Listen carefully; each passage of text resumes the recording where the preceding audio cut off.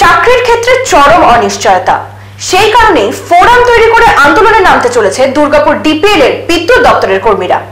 তবে কোনো রাজনৈতিক দলের ছত্রছায়া নাই, নিজেদের লড়াই নিজেরাই করবে, এমনই দাবি কর্মীদের। কোক ওভেন প্ল্যান্ট বন্ধ হয়ে যাওয়া, কয়লার অভাবে ইউনিটগুলির মুখ থুবড়ে পড়া, বারবার বিদ্যুৎ ইউনিটগুলি খারাপ হয়ে যাওয়া, সব নিয়ে লোকসানের ভারে জর্জরিত ছিল ডিপিএল। 2017 সালে রাজ্য সরকার সিদ্ধান্ত নেয় এই তাপবিদ্যুৎ কেন্দ্রকে 3 ভাগে ভাগ করে দেওয়া হবে, যাতে সংস্থা বাঁচে এবং কর্মীরাও যাতে ভালো থাকে। এরপর 2018 সালে 31 ডিসেম্বর নোটিফিকেশন জারি করে ডিপিএল WBAC-DCL এবং WBAC-TCL এ বিভক্তিকরণ করে দেওয়া হয়।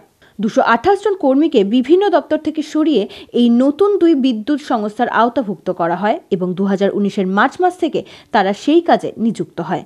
ঠিক একই রকমভাবে প্রায় 150 জন ঠিকা শ্রমিককেও এই দুটি নতুন দপ্তরের কাজে যোগদানের জন্য পাঠিয়ে দেওয়া হয়। কর্মীদের অভিযোগ, তাদের বলা হয়েছিল কিছুদিন ডেপুটেশনে থাকার পর তাদেরকে এই 2 নতুন সংস্থার কর্মী হিসাবে পাকাপাকিভাবে নিযুক্ত করা হবে, কিন্তু প্রায় 1.5 বছর পেরিয়ে যাওয়ার পরও সেই প্রতিশ্রুতি পূরণ করা হয়নি। এরই মধ্যে চলতি মাসের 10 তারিখে পাওয়া সেক্রেটারি সুরেশ কুমার ডিপিএল এর অফিসারদের নিয়ে একটি বৈঠক করে নতুন একটি নির্দেশিকা জারি করেন। তাতে বলা হয়, এই সমস্ত কর্মী ও ঠিকা শ্রমিকরা কোনোদিনই এই 2 নতুন সংস্থার কর্মী হিসাবে মান্যতা পাবেন না এবং প্রয়োজন হলে সংস্থার প্রয়োজন মতো তাদেরকে 100 কিলোমিটারের মধ্যে বিভিন্ন জায়গায় বদলি করা হতে পারে। এই নিয়ে কর্মীদের মধ্যে শুরু হয় চাঞ্চল্য। তাদের দাবি, হয় তাদের পুরনো সংস্থা ডিপিএল এ ফিরিয়ে নেওয়া হোক, নতুবা নতুন সংস্থায় তারা স্থায়ী কর্মী হিসেবে শিলমোহর পাক, কারণ এই 2 নতুন সংস্থার অন্যান্য কর্মীরা যে সুযোগ সুবিধা পান সেটা ডিপিএল থেকে বদলি হওয়া কর্মীরা পান না। তাই সকলে সিদ্ধান্ত নিয়েছেন ফোরাম করে আন্দোলনে নামবেন। তারই একটি রূপরেখা তৈরি করতে মঙ্গলবার সকলে মিলে একজোট হয়ে জমায়েত হন ডিপিএল এর বিদ্যুৎ দপ্তরের সামনে এবং এখানে ফোরাম এবং নতুন আন্দোলনের রূপরেখা তৈরি করা হয়।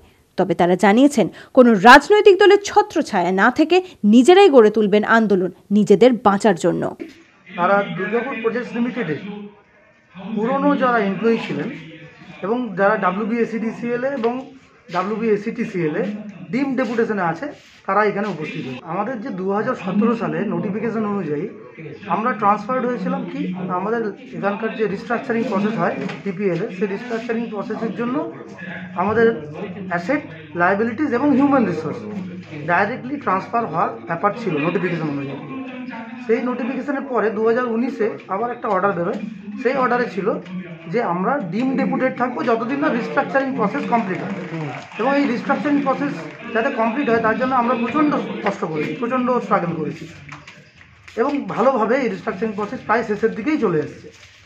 এখন আমাদের কাছে একটা MOM এসছে, সেই MOM-এ বলা হয়েছে যে আমরা ডিম ডেপুটেডই থাকবো যতদিন না আমাদের রিটায়ারমেন্ট হচ্ছে। ডিম ডেপুটেশন কখনোই উঠবে না আফটার রিটায়ারমেন্ট। আর তার সাথে সাথে কন্ট্রাকচুয়াল যে সমস্ত ছেলেরা আছে আমাদের 15 দিনের কাজ করে, আগে তাদের 26 দিন ডিউটি ছিল, সেই 26 দিন ডিউটিটাকে কেটে 15 দিন ডিউটি করেছে। 15 দিন ডিউটি করার পরও তাদেরকেও এই ডিম ডেপুটেশনে আছে, তাদেরকে 100 কিলোমিটারের মধ্যে তাদেরকে ট্রান্সফার করবে। এটা কি সম্ভব, পসিবল? এটা আমরা এইটার জন্যে আমরা এই প্রতিবাদ জানাচ্ছি যে আমরা এইটা হতে দেবো না যতক্ষণ না তাদেরকে অবজারভেশন করুন। অবজারভেশন করার পর তাদের যে সুযোগ সুবিধা পাওনা তাদের সেইগুলোকে ঠিকমতো সময় সময় দিন, তারপরে আপনারা ট্রান্সফার করুন, সেটা আমাদের কোনো আপত্তি থাকবে না। ব্যুরো রিপোর্ট, এক্সপোজ বার্তা।